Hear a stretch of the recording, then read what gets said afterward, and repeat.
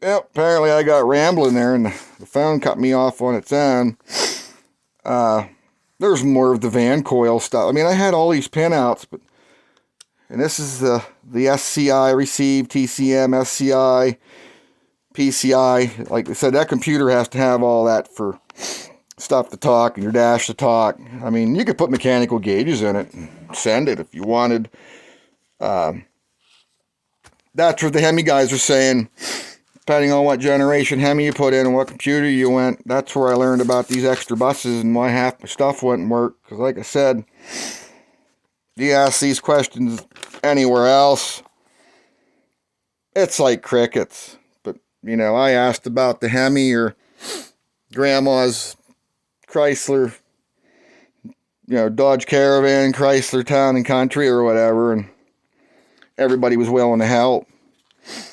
But as soon as you said Jeep, it was like break out another $100 because you're not in the club.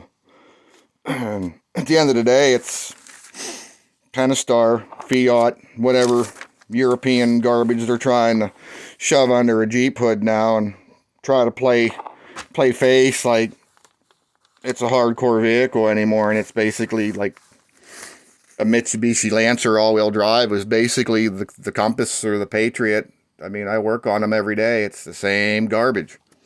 Different wrapper. I mean, they say the 05 and the 06 Wrangler was the last of the true Jeeps. I mean, it's barely hanging on there. I mean, the bones are there, but they had to get their dick beaters in there and put all this computer garbage in there.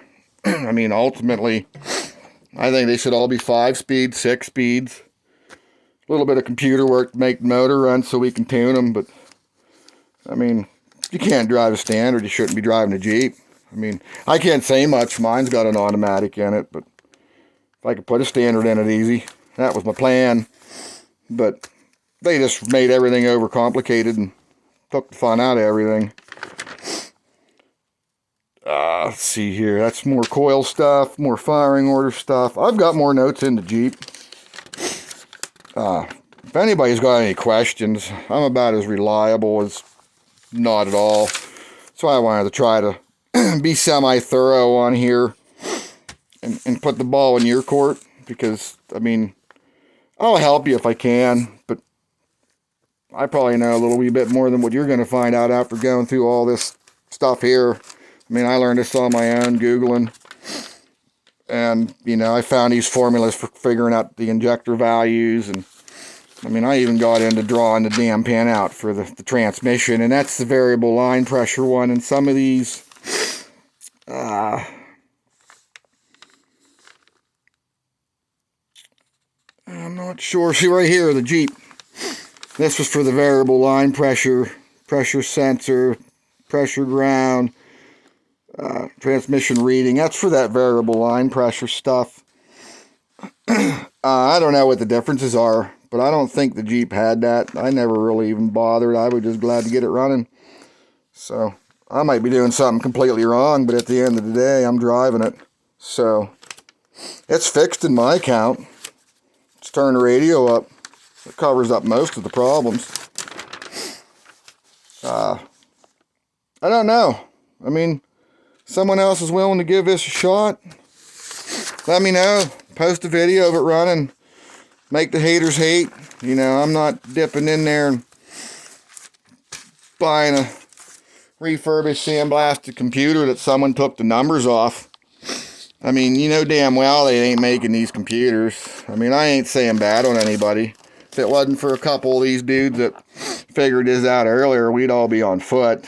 And getting into the tuning part, I mean, there is no replacement for properly tuned ECM, especially if I'm going to supercharge this thing or add fuel or give it a shot of nitrous, send it to its grave.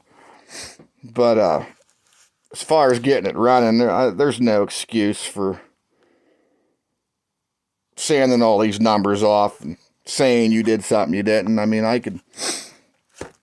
don't know, I could probably rewire these inside a little bit, get better at getting that damn stuff they put in there off there so the solder will stick to anything but itself. And, you know, I could sandblast this. I mean, these are like 25 bucks.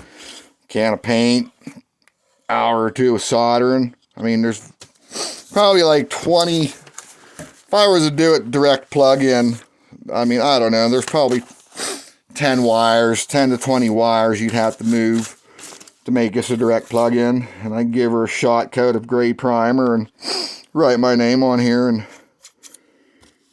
make you get a small mortgage for your house. I mean, that's just a little ridiculous. But like I said, if they're actually being tuned and set up proper, I mean, it took time to learn that skill to do it.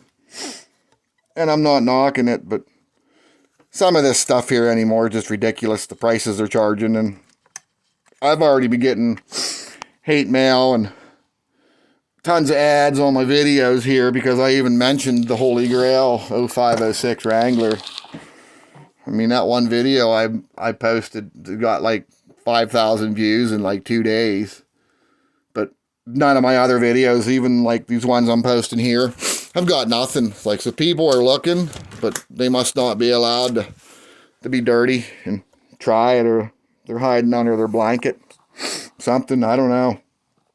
But, I mean, I'll show you every one of the ECMs I got. I showed you the one that's running in the Jeep. I did not program any of these.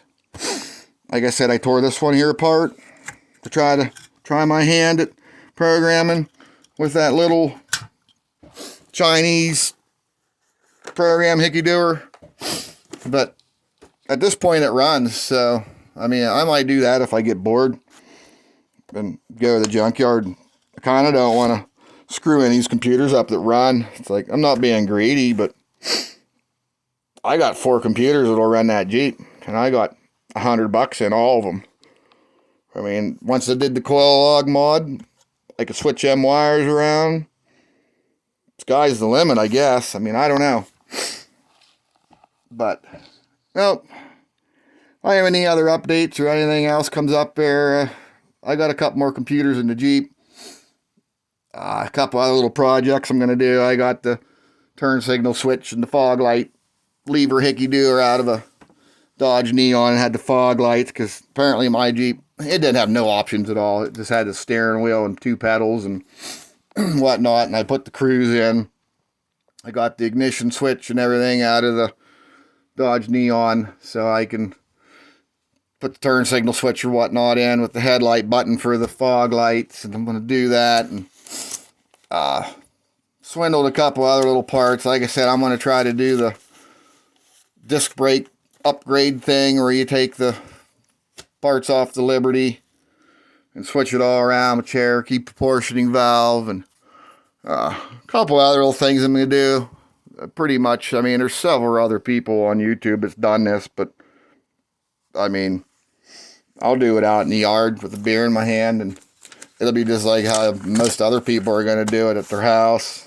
I mean, I don't plan on making a dime off these videos. Someone wants to send me $1. I don't even know how the hell I'd even tell you how to do it, because I don't have nothing to do it. So, pay it forward. If this helped you out, man, just buy some random dude sandwich or something at the store. I mean, I'm just doing this because, I don't know, no one was there to help me. And this skull could be the worst help anybody's ever given anybody, but it gets you thinking. Nothing's impossible. Give it a shot. I mean, you only die once. Come on. Alright. Like I said, post in the comments or whatever. Shoot me an email. I don't even know my email address, if it's through YouTube or whatever. Like I said, I don't post this stuff. So shoot me a comment. I put my notifications on, so it might give me a message, and then I'll try to keep up. So, let me know. Hope it works. Hope your Jeep runs. And have enough money to buy a case of beer. So, we'll go from there. Talk to you guys later. Out. Peace. See you later, Cub Scout.